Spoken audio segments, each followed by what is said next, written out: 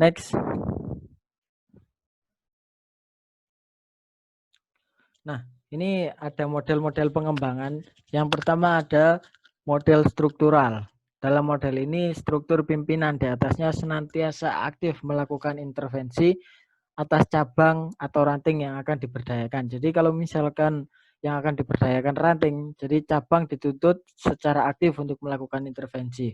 Kalau cabangnya yang akan diberdayakan, yang akan dikembangkan, daerah dituntut secara aktif untuk melakukan intervensi. Program pengembangan dikoordinir secara langsung pimpinan daerah atau cabang sampai cabang atau ranting yang bersangkutan mampu melaksanakan kegiatannya secara mandiri. Seperti itu. Next. Kemudian yang selanjutnya model kultural. Dalam model ini perlu ditanam kader militan dalam cabang atau ranting yang akan diberdayakan. Fungsi kader itu melaksanakan serangkaian program pengembangan sekaligus memotivasi anggota dan pimpinan cabang atau ranting untuk terus bergerak aktif menjalankan program persyarikatan. Untuk model ini, langkah persiapannya yaitu mencari sosok kader dan mendidik mereka agar siap terjun dalam revitalisasi cabang atau ranting.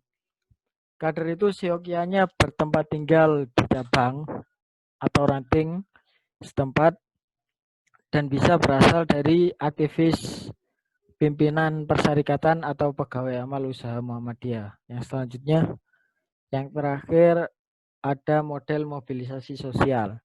Nah, dalam model ini peran pengajian cabang atau ranting menjadi sangat vital, soalnya sini mobilisasi sosial secara masyarakat atau secara banyak. Pengajian adalah forum ukhuwah umat Muhammadiyah sekaligus ajang konsolidasi dan mobilisasi kekuatan gerakan Muhammadiyah. Yang selanjutnya. Nah, jadi kesimpulan dari materi yang saya sampaikan, ranting adalah kesatuan anggota dalam satu tempat dan kawasan.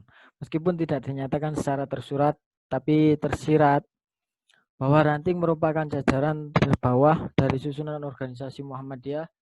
Kemudian di atasnya ada cabang, daerah, wilayah, dan paling tinggi adalah pusat. Dalam anggaran rumah tangga pasal 5 ayat 1 dinyatakan bahwa ranting adalah kesatuan anggota di suatu tempat atau kawasan yang terdiri atas sekurang-kurangnya 15 orang yang berfungsi melakukan pembinaan dan pemberdayaan anggota. Dalam pemberdayaan ranting, yang perlu diberdayakan dulu adalah anggota pimpinan, baru kita menjalar ke yang lain-lain. Sebab jika anggota dan pimpinan yang sudah aktif, sudah hidup, maka yang lain-lain dengan sendirinya akan mengikutinya. Ranting dalam golongan ini cukup diberikan rangsangan untuk melakukan peningkatan secara terus-menerus, antara lain dengan mengembangkan program-program dalam rangka meningkatkan iman, akhlak, ilmu pengetahuan, dan kesejahteraan. Nah, itu sedikit materi yang saya sampaikan. Selanjutnya akan dilanjutkan oleh teman saya, Rizal Fauzi. Silakan.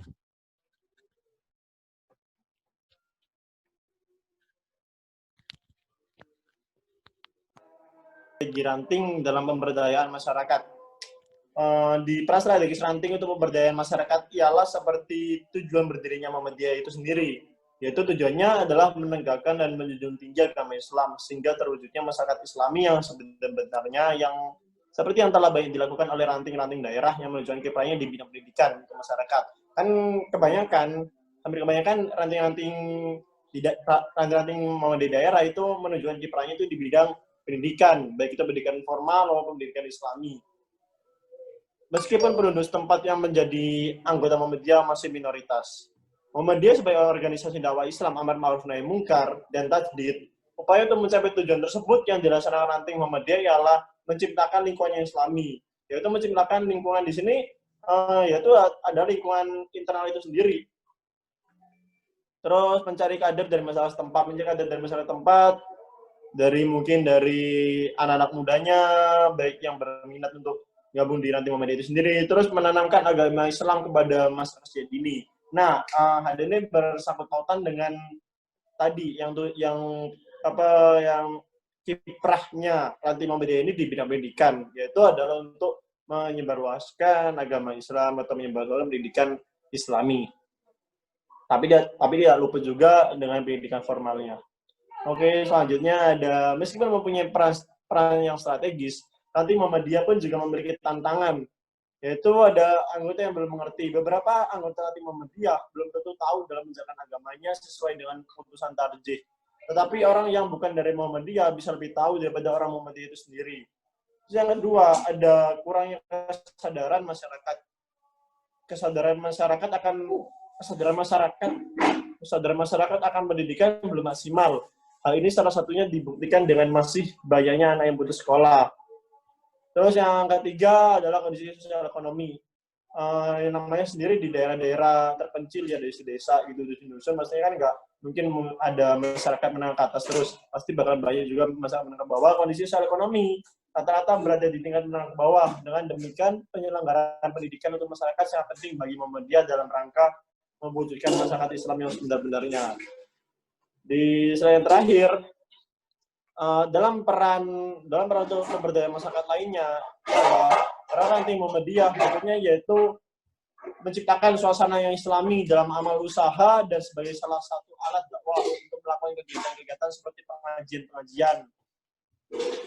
Yang kedua, memperbanyak hubungan sosial yang harmonis tanpa mengurangi ketegasan serta memberikan contoh yang baik pada masyarakat.